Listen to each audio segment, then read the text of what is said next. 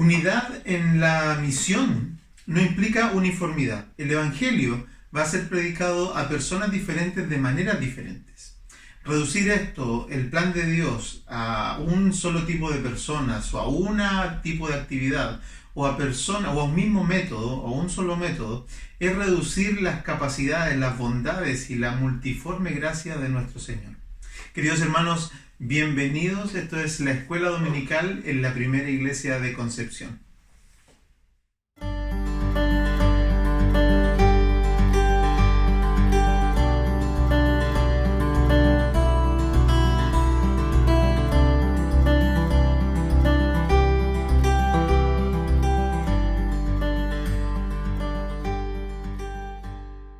Es un gozo estar juntos de nuevo en esta escuela dominical y cuando estamos revisando el libro o la epístola del apóstol Pablo a los Gálatas y tenemos tanta riqueza y tanto por hacer para entender el Evangelio, para entender la iglesia en estos tiempos difíciles, en estos tiempos donde estamos desde nuestros hogares, desde nuestras casas,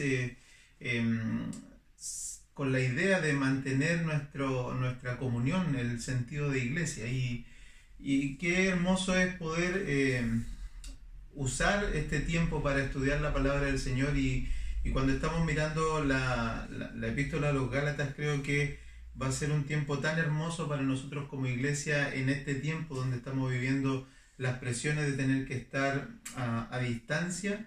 Pero nos va a servir para poder reflexionar algunas cosas que son evidentes en la enseñanza del apóstol Pablo acerca de la comprensión de lo que la iglesia es, su propósito, su misión y cómo es que la iglesia puede entonces crecer aún en tiempos de adversidad.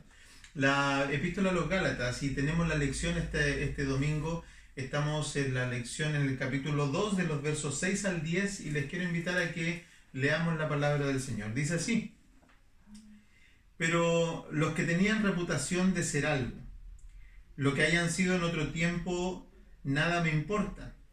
Dios no hace acepción de personas. A mí, pues, los de reputación nada nuevo me comunicaron. Antes, por el contrario, como vieron que me había sido encomendado el evangelio de la incircuncisión, como a Pedro el de la circuncisión, pues el que actuó en Pedro para el apostolado de la circuncisión, actuó también en mí para con los gentiles. Y reconociendo la gracia que me había sido dada Jacobo, Cefas y Juan, que eran considerados como columnas, nos dieron a mí y a Bernabé la diestra en señal de compañerismo para que nosotros fuésemos a los gentiles y ellos a la circuncisión. Solamente nos pidieron que nos acordáramos de los pobres, lo cual también procuré con diligencia hacer. Es el texto que tenemos esta mañana en nuestra escuela dominical y estamos en medio del capítulo 2 y la semana pasada nosotros estábamos viendo algunas cosas o algunas enseñanzas que tenían que ver con la posición del apóstol Pablo de mostrar que él estaba predicando el mismo evangelio que el resto de los apóstoles, a pesar de no haber tenido digamos, comunión o contacto con los apóstoles al principio, de tal manera que él pudiera entonces establecer su autoridad también como apóstol. No debemos olvidar el sentido que tiene la carta o la epístola a los Gálatas. El sentido que tiene, recordemos, y creo que va a ser bueno que lo vayamos mirando de clase en clase, es el que el apóstol Pablo, porque esta epístola es llamada la epístola de la libertad cristiana, de decirlo de esa manera, y tiene que ver con el sentido de establecer libertad en los creyentes de dos extremos que son muy nefastos para el evangelio. Uno es el legalismo y el otro es el libertinaje.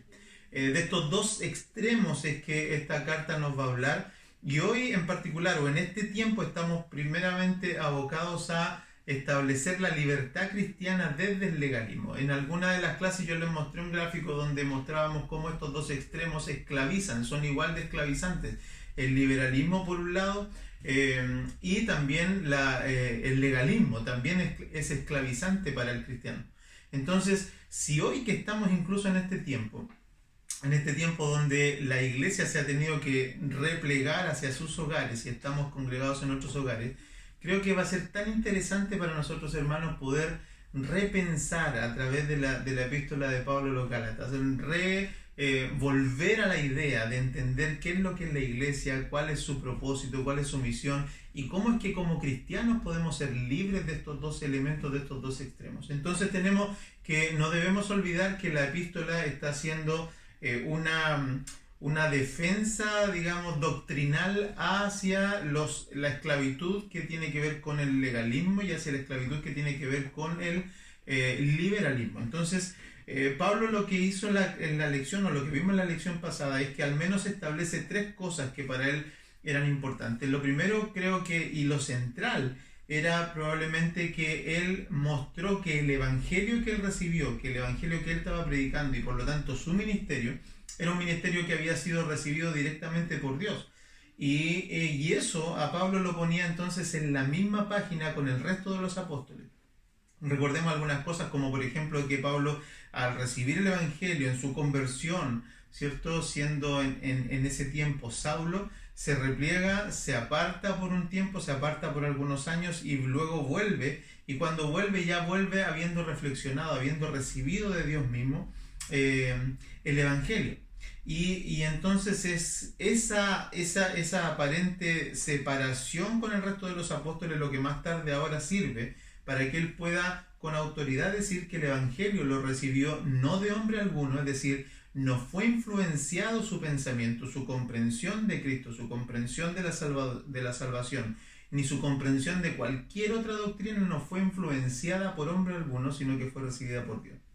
Lo segundo, y creo que lo vimos en la clase pasada y es una enseñanza que a mi juicio también es muy relevante, tiene que ver con que Pablo establece que después de 14 años de ministerio, ¿no es cierto?, vuelve a subir a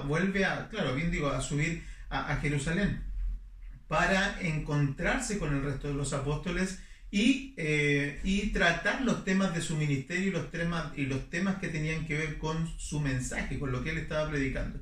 Y esto nos muestra de un aspecto que tiene que ver con que el ministerio debe estar alineado con el resto de la iglesia. Es decir, para Pablo era importante no verse como un llanero solitario, a pesar de que recibió el evangelio de manera muy particular, pero él no se vio disasociado del resto de sus iglesias. Y creo que esa era una enseñanza importante que vimos la semana pasada. No estar disasociado, sino que estar asociado con el resto de la iglesia para ser observable y para ser también de alguna manera respaldado por la iglesia en su ministerio.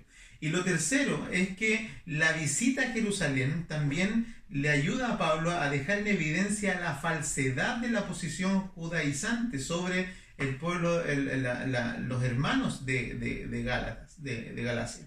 Y esto lo vemos evidente cuando Pablo, juntamente en su visita, él lleva a Tito, ¿cierto?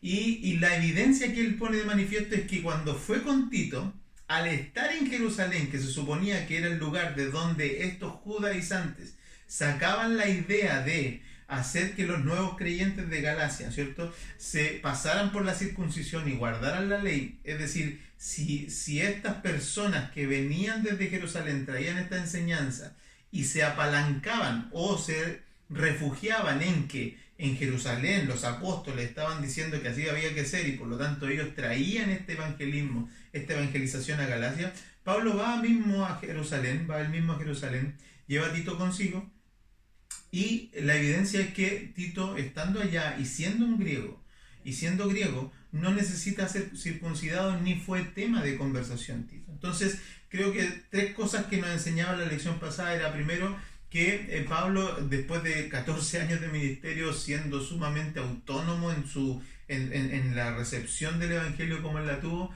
sigue asociándose, sigue queriendo verse alineado con el resto de la iglesia. Pablo recibe un evangelio que es puro, un evangelio que no es influenciado por pensamientos de hombre. Y lo tercero es que su visita entonces pone en evidencia la falsedad del judaísmo, de esta tendencia judaizante. Lo que llamaba yo la semana pasada, según el comentario de Millos, como un judío reformado. Esa era una doctrina falsa, la doctrina judaizante, y Pablo la deja en evidencia llevando a Tito consigo. Entonces hoy día lo que tenemos más bien en esta lección de los versos 6 al 10 que vamos a revisar, es que nos van a servir ahora para empezar a mirar la manera en que la iglesia se despliega, o la manera en que el Señor pretendió que su evangelio fuera predicado en todo el mundo. Nosotros sabemos desde muy temprano, en lo que podría llamarse incluso como el protoevangelio, o desde muy temprano con los patriarcas, o desde muy temprano desde los profetas y hasta los días de Jesucristo, es que hay una metanarrativa, hay un gran relato, hay una gran idea que está contando la Escritura, y es que Dios ha venido en busca del hombre para salvarlo, no mereciéndolo, no teniendo nosotros ningún, digamos, mérito para ser salvados, pero por gracia y misericordia el Señor ha querido darnos la oportunidad de salvación en Cristo. Y esto no excluye a ninguna persona, esto no excluye a ningún grupo, esto no excluye tampoco a ninguna nación, sino que esta evangelización y esta idea de mostrar al Salvador, al Mesías, sería una cosa mundial, sería una cosa que estaría dispuesta para todas las personas. Y lo que estamos viendo ahora aquí es que precisamente eso, en los versos 6, el versículo 6, entonces hasta el 10, nos va a mostrar esta idea de cómo es que el Evangelio se desprende de un pueblo, del pueblo de Israel, y entonces ahora es visible para todo el resto de las naciones, que son lo que entendemos nosotros como los gentiles. Así es que la unidad, y es lo que estábamos enfatizando, la unidad de la misión del Evangelio no implica que sea uniforme, es decir, que no tenga una misma manera de hacerse. El Evangelio va a ser predicado entonces a personas diferentes, de modos diferentes, y en circunstancias diferentes, y reducir entonces la causa del Señor a una cosa distinta a eso, reducir la causa del Señor a un tipo de personas, o a un método, o a un tipo de actividad, es minimizar a un Dios creativo, a un Dios todopoderoso, pero también a un Dios multiforme, a un Dios que en su esencia Él ha creado y ha querido que todos procedamos al arrepentimiento. Así es que el verso 6, por ejemplo, es un verso que nos muestra algunos énfasis en esto, y es que el apóstol dice, pero en el versículo 6, voy a leer, dice, pero los que tenían reputación de ser algo, lo que hayan sido en otro tiempo, nada me importa, Dios no hace acepción de personas. A mí, pues, los de reputación nada nuevo me comunicaron. Este verso pareciera ser, a veces se muestra como un versículo despectivo hacia los de reputación, por decirlo de alguna manera. Pero en verdad Pablo lo que está haciendo énfasis, creo que son dos cosas principales, y más bien está usando el término de los de reputación para poner en evidencia de nuevo a los judaizantes que estaban viniendo a Galacia. Los judaizantes estaban viniendo en nombre de estos apóstoles de Jerusalén, estaban viniendo en nombre de estas personas para traer su doctrina a la iglesia de Galacia, y en verdad lo que estaban haciendo es decir, mira, estos apóstoles tienen reputación, no como Pablo, que no sabemos de dónde vino ni sabemos qué reputación tiene. En verdad ellos estaban usando ese término para ir despectivamente sobre Pablo, así que Pablo lo usa también aquí en su argumentación, y ya dijimos también al principio de la carta de los Gálatas que Pablo aquí no está haciendo uso de retórica, digamos, muy dócil, sino que él más bien está atacando de inmediato el corazón del problema, y está yendo de inmediato sobre el problema mismo para sanar a la iglesia en Galacia. Así que él hace uso de esto, pero el énfasis que Pablo está poniendo, dice que los apóstoles a los que él se refiere no aportaron nada nuevo o mayor claridad respecto del evangelio que Pablo predicaba, y eso es una realidad, ya lo decíamos antes. Y esto tiene que ver con una cuestión donde ahora podemos entender de que Pablo está, lo que hace con este argumento es Pablo ponerse en la misma línea con el resto de los apóstoles, en el mismo piso y en la misma posición en términos de dignidad respecto del ministerio que él estaba llevando. Entonces, Dios no hace acepción de personas, ¿no es cierto? No lo hace ni para la salvación, ni en términos tampoco de los ministerios que Dios desarrolla. Pero esto tiene que ver con un comentario que William Hendrickson hace, que dice que más bien esto tiene que ver con que Dios no tiene para sí preferencia en términos de la apariencia o de la personalidad de a quienes Él llama. Dios no toma en cuenta el rostro de una persona, y lo que quiere decir esto es que Pablo está mostrando que en cuanto a Dios y la manera de comisionar a los ministros del Evangelio, las circunstancias externas de un individuo, ya sea, por ejemplo, que haya estado íntimamente asociado con Jesús, como sus discípulos, como Cefas o Juan, o que sea hermano de Jesús, como Jacobo, sea que ocupe una posición importante o sea de reputación ante Dios, eso no tiene mucha relevancia. Todos los ministros que han sido llamados tienen una dignidad por haber sido llamados a predicar el Evangelio. Y lo tenía Cefas, lo tenía Juan, lo tenía Jacobo, cada uno con sus dignidades distintas y cada uno con su acercamiento incluso a Jesucristo de manera distinta, pero Pablo, siendo llamado al mismo ministerio, tiene la misma prerrogativa, tiene las mismas credenciales que el resto de los apóstoles. Así que esto nos deja claro, el versículo 6 nos deja claro de que Pablo está posicionándose, y ahora no solamente en términos del mensaje, como lo vimos en la clase pasada, no en términos de lo que él predica, sino ahora además en términos del ministerio que él lleva adelante. Él se está posicionando en el mismo peldaño que el resto de los apóstoles. Y esto es tan hermoso porque nos ayuda a entender entonces que Dios ha diseñado el Evangelio para que fuera predicado a toda nación, a toda nación. Y de aquí nosotros debiéramos sacar enseñanzas. Cuando alguien está unido a la misma misión nuestra y parece a veces distinto en forma, lo que a nosotros más debiera importarnos es que la esencia de la predicación, es decir, que el ministerio que él está predicando, la persona que está predicando, tenga la misma esencia, y luego podemos discutir los aspectos de forma, pero la esencia, el contenido, el mensaje es lo que a nosotros debiera importarnos. Así es que esto está establecido ahí. Pablo se establece entonces como igual al resto de los discípulos, a pesar de que incluso aquí había uno que podría tener mayor dignidad, como por ejemplo Jacobo, el hermano de Jesús. Sin embargo, Pablo dice: yo soy igual a todos ellos. Pero lo segundo es que en estos versículos del 7 al 9, vamos a ver entonces aquí en estos versículos del 7 al 9, vamos a ver otro tipo de enseñanza. Vamos a ver que la unión no implica uniformidad. Y aquí es donde debiera nosotros llamarnos la atención y volver a repensar nosotros lo que de alguna manera entendemos como iglesia. No digo que lo hagamos todo de nuevo, pero sí creo que es sano a veces volver al origen cuando nosotros queremos pensar por qué fueron creadas ciertas cosas. Yo como informático, me pasa mucho que cuando hay problemas o errores en los programas, la mejor manera de solucionarlo es volver al origen, volver al punto cero. No parchar, no tratar de hacer cosas, no tratar de enmendar en el camino, sino que a veces lo mejor es deshacer mi pensamiento o la manera con la que uno está pensando algo y volver al inicio. Así lo hacemos en informática, y creo que no sé si vale el ejemplo o no, pero acá Pablo está mostrándonos una idea con la cual nos hace nosotros volver al inicio. Recuerden que estamos en el inicio de la iglesia, estamos en la iglesia primitiva.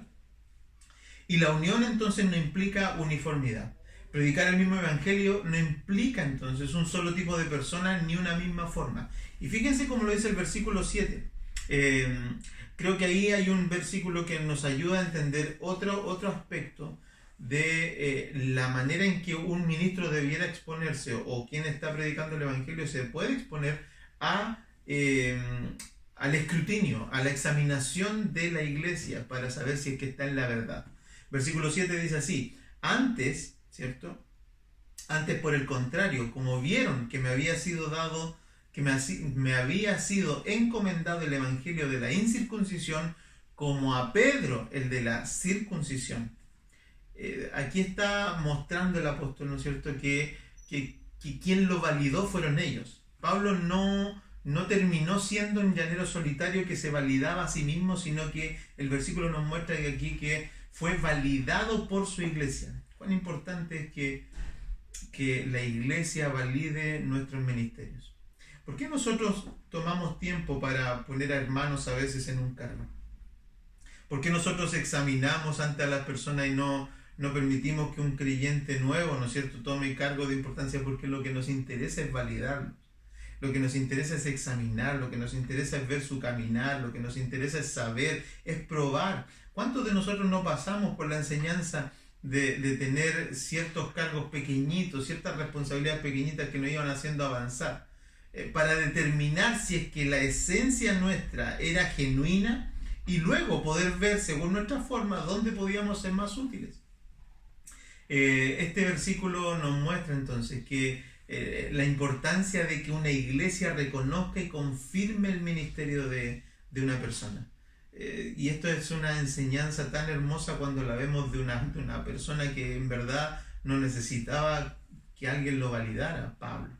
Si alguien no necesitaba ser validado era Pablo. Sin embargo, lo que vemos en el versículo 7 es que la validación del ministerio o la autoridad con la que Pablo luego sigue predicando está también de alguna manera respaldada por el testimonio que la iglesia, y en este caso los apóstoles, los que son como la columna, va a decir más adelante, los que son como las personas de reputación para poder contrarrestar las críticas de los judaizantes.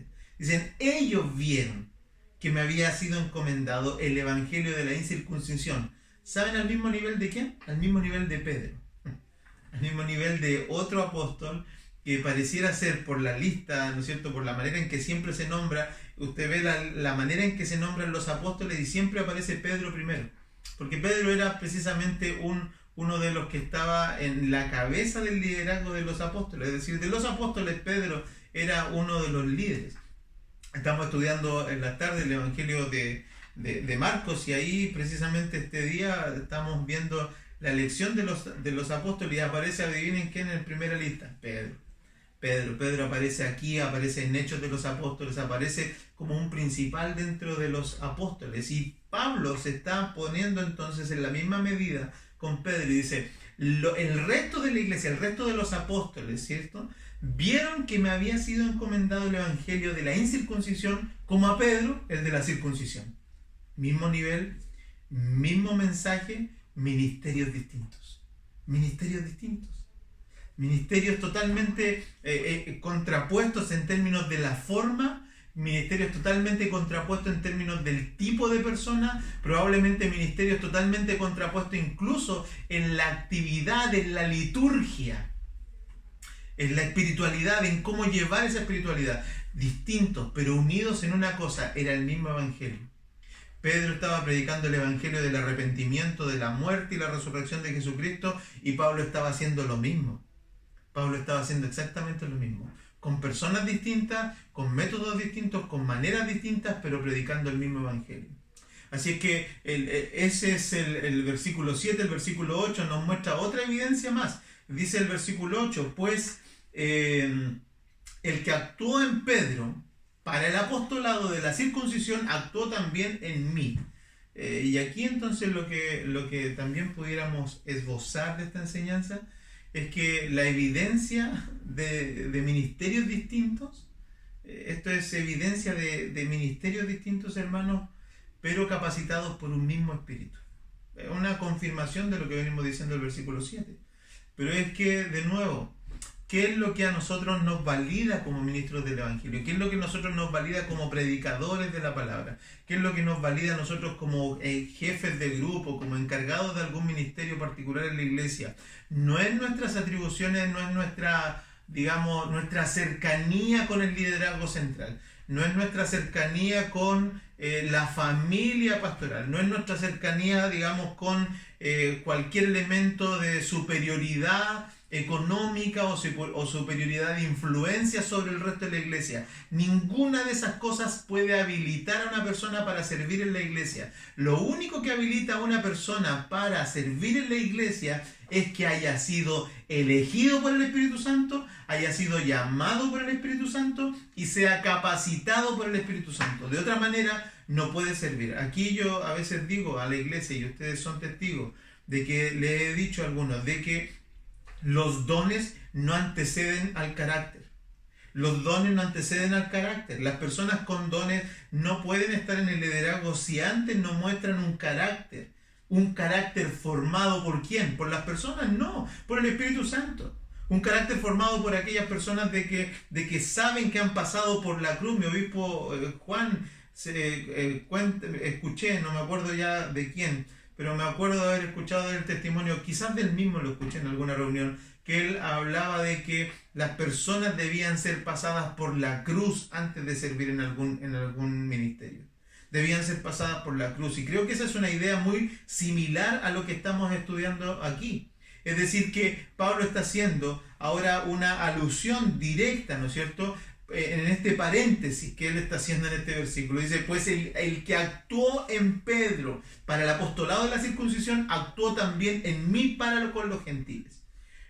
Pablo y Bernabé entonces con los gentiles, Jacobo, Cefas, Juan y los apóstoles a los judíos. Así que esto implica, hermanos, de que hay un espíritu que capacita para el ministerio, pero podemos ver la multiforme gracia del Señor, cómo se despliega en distintas maneras y en distintas formas. Y los últimos dos puntos que tienen que ver con esto es que el versículo 9 entonces ahora nos deja otra idea, y esto es tan importante. Miren, por favor, ponerle atención a las palabras. Yo siempre les trato y quisiera que ustedes tuvieran esta manera de ver la Escritura, ponerle atención a las palabras, porque el versículo 9 a nosotros nos va a mostrar que el reconocimiento de un ministerio no nos exime de la examinación de la iglesia. Dicho de otra forma, la unidad implica gestos visibles de compañerismo, es decir, la iglesia tiene que habilitarnos, así como también la división implica señales visibles de desaprobación. En este caso, con Pablo, lo que nosotros vemos en el versículo 9 dice así: y reconociendo la gracia que me había sido dada, Jacobo, Cefas y Juan, que eran considerados como columnas, nos dieron a mí y a Bernabé la diestra en señal de compañerismo para que nosotros fuésemos a los gentiles y ellos a la circuncisión. Fíjense, noten dos cosas aquí. Primero, la primera palabra dice, y reconociendo la gracia que me había sido dada. Y luego, en medio de la frase, después de esbozar a ellos como columnas, dice, nos dieron a mí y a Bernabé la diestra en señal de compañerismo. Hermanos, una de las marcas más importantes que expone la autoridad de un ministro o la autoridad de un ministerio es que podemos ver señales que reconocen y señales de compañerismo desde una iglesia hacia las personas. Pablo está diciendo aquí que él observa que los que tenían reputación, y él muestra entonces ahora su evidencia, su testimonio en el paso por Jerusalén, de que la evidencia de su autoridad como apóstol, de su mensaje y de su ministerio, está no en el hecho de que él haya impuesto, ni él haya dicho nomás, como a veces vemos personas que se autoimponen y dicen, miren, esta es mi autoridad y a mí me mandó el Señor. Y eso no puede ser validado por nadie más que solamente por sus propios pensamientos. Pero en el caso de Pablo, Pablo está diciendo, miren, aquí a mí me reconocieron. Ellos reconocieron la gracia que me había sido dada. Ellos reconocieron. Fue iniciativa de ellos, no fue imposición mía, fue iniciativa de ellos. ¿Qué? Dos cosas, dos acciones. Reconocer y luego dar una señal visible de compañerismo. Ese apretón de manos. Quizás fue alguno de los momentos más lindos entre ellos como apóstoles. De saber después de que Pablo les contara, porque fíjense aquí cómo operó esto. Operó, a mi juicio, como una cuestión, como un proceso de disciplina también, como sucedió o como sucede en otros casos, como en Mateo 18, cuando si hay alguna tensión se resuelve primero en privado y después en público y se va haciendo esto, ¿no es cierto?, manifiesto. Pero no sé si esto fue un acto de disciplina, pero sí sucedió de una manera primero privada, como lo estudiábamos la semana pasada, y luego pública, con una expresión. Yo creo que en lo privado ellos conversaron, decían, a ver, Pablo, quizás Pedro le decía a Pablo, a ver, cuéntanos cómo es que tú estás, mira, esto es lo que yo entiendo, decía Pedro, este es el evangelio que yo prediqué, lo recibí de esta manera, estos son los puntos que yo entiendo centrales, esta es la doctrina de la salvación, esta es la doctrina que yo estoy predicando, esta es la salvación que yo veo. Y al final de su exposición, al final, todo el resto de los apóstoles, yo creo que se quedaron mirando y dijeron, es la gracia de Dios sobre este hombre. El que antes perseguía, hoy día está con nosotros en la misma página. Y eso no provocó otra cosa sino que un apretón de manos, un abrazo visible ante todo el resto del público que estaba ahí, ante toda esa congregación, ante todo ese concilio, ante todas esas personas, para decir ahora, Pablo está predicando el mismo evangelio que nosotros. ¡Wow! ¿De cuántos de nosotros se puede decir así? Que primero estamos disponibles para ser examinados en cuanto a lo que predicamos. Que estamos disponibles para ser examinados en cuanto a nuestro proceder con la iglesia. Que estamos disponibles en cuanto a ser examinados en la manera en que usamos los recursos, en que trabajamos en la iglesia, en que nos preocupamos por las almas, en que nos preocupamos por la predicación, en que nos preocupamos por la música, en que nos preocupamos por la fidelidad de las escrituras al momento de predicar, al momento de estudiar. ¿Cuántos de nosotros estamos disponibles para eso? Para que luego la iglesia reafirme nuestro ministerio, o para que algunos de los incrédulos, incluso de nuestras mismas iglesias, vean que tenemos señales de compañerismo de más personas que están mirándonos, observándonos y diciendo que en verdad, o corroborando que estamos en la misma página y estamos predicando el evangelio.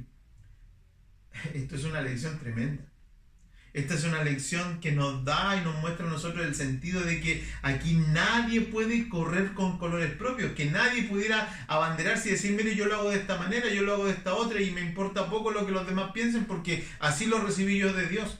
No, aquí Pablo nos está diciendo que las cosas son validadas por la iglesia y que es sano someternos a la examinación.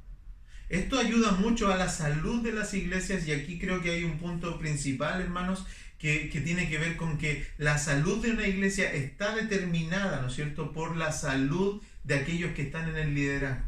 Y la salud de los que están en el liderazgo no está fundamentada en el absoluto, en el ser, digamos, una persona absoluta como ministro del evangelio o como autoridad de la iglesia. No, más bien está en el hecho de que nosotros podamos ser abiertos, podamos ser examinables, y eso no nos quita autoridad. A Pablo no le quitó autoridad el ser examinado.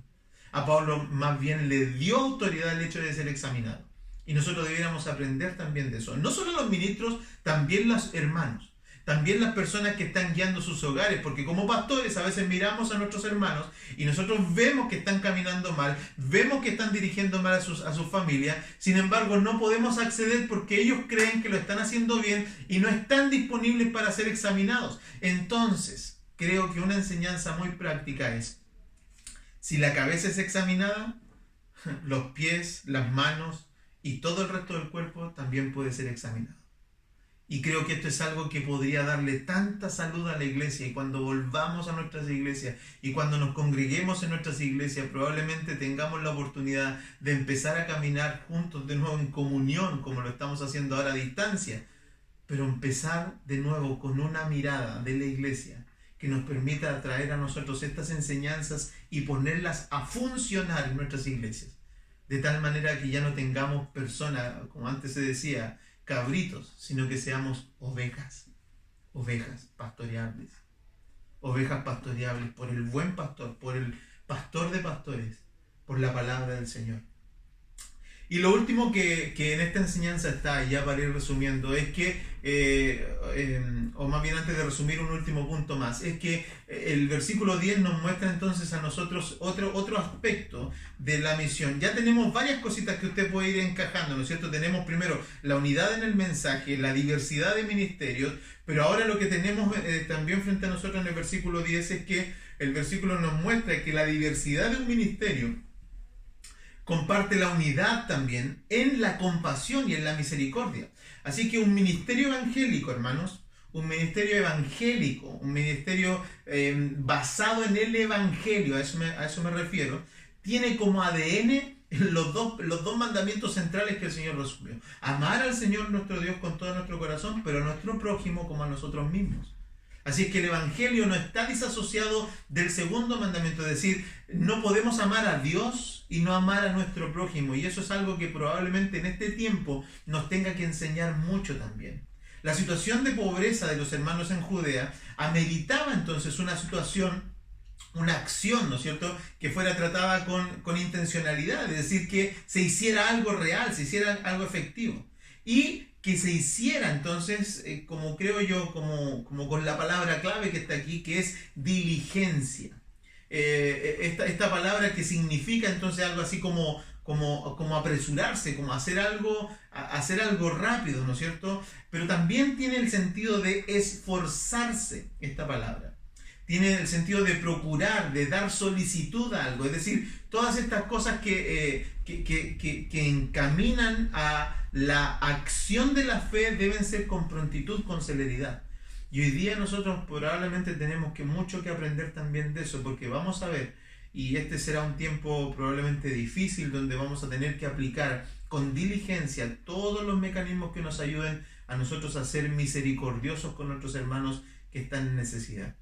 Y esto es una enseñanza y lo hemos conversado con la iglesia y con ustedes también, algunos lo hemos conversado, cómo es que en este tiempo nosotros debiéramos mantener, por ejemplo, algo que no se está haciendo habitualmente por causa de que estamos separados, pero las ofrendas. Y no es que voy a hacer una apología del dar, en este minuto no voy a ir hacia allá, pero simplemente como caso práctico, ¿cuán necesario va a ser que nosotros los cristianos, si queremos aplicar el versículo 10, ¿no es cierto? Si queremos nosotros hacer de esa enseñanza algo nuestro, de ir a las necesidades, como dice el versículo, dice, solamente nos pidieron que nos acordásemos de los pobres. Y Pablo responde a eso, lo cual procuré hacer con diligencia. ¿Cómo nos hacemos cargo de ese versículo? ¿Lo sacamos? ¿O lo dejamos ahí y nos sometemos a él? Si lo queremos sacar, bueno, estamos viviendo algo que no es el Evangelio. Pero si lo dejamos ahí, tenemos que hacernos cargo. ¿Y cómo lo hacemos hoy? Que estamos, en remoto. En remoto. Cuando vamos a predicar esta palabra y cuando no vamos a tener un servicio y cuando la iglesia como tal entonces no va a tener recursos para poder ir en ayuda de los pobres. Tenemos que pensar eso también, hermanos. Tenemos que ver cómo en este tiempo vamos a seguir siendo misericordiosos. Cómo en este tiempo vamos a seguir teniendo una preocupación por los más necesitados. Cómo en este tiempo vamos a actuar en bloque y no como llaneros solitarios. No como aquellas personas que les gusta entonces ayudar de manera sola. Fíjense que esto tiene tantas implicancias porque aquí lo que nos está mostrando esto y lo que estamos viendo acá es que la iglesia es una, está en unidad. No solo en unidad de pensamiento, sino que en unidad de acción. Así es que las personas que están desasociadas en este tiempo de sus iglesias, y esto valga como un llamado también y una exhortación a todos aquellos que en este tiempo, como no nos estamos congregando, entonces se desentienden de la iglesia.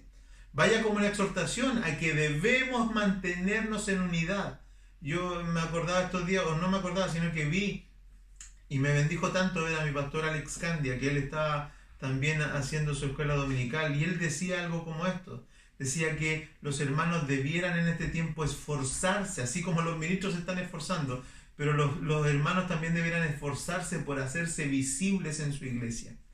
Y esto yo se lo decía de otra manera a mis hermanos algunos días atrás, pero cuando nos exhortábamos a llamarnos unos a otros, a tener cuidado de unos de otros, a participar, cuando yo les decía pongan comentarios, participen. ¿Por qué? Porque la iglesia no solamente tiene unidad de pensamiento, tiene unidad de acción. Y esto es lo que la palabra del Señor nos está enseñando hoy día. Nos está enseñando que tenemos que velar por los pobres, nos está enseñando que tenemos que velar también por los necesitados, pero nos está enseñando que debemos tener unidad en todo aspecto, en la misión, en el pensamiento y en la misión. Hermanos queridos, que el Señor nos bendiga. Espero que esta escuela dominical haya sido de provecho para ustedes y les insisto, miremos la carta a los Gálatas como una manera de repensarnos, de reinventarnos como iglesia, de hacer que, voy a usar las palabras de mi pastor Alex, él decía, de hacer de este tiempo de una nueva normalidad, así como lo estamos viendo, que sea esta normalidad que estamos teniendo en redes sociales o en línea, que sea este tiempo entonces usado para pensar en la iglesia y para hacer que la iglesia entonces siga funcionando como debe ser, con todos sus elementos, en unidad de pensamiento, pero en unidad de acción.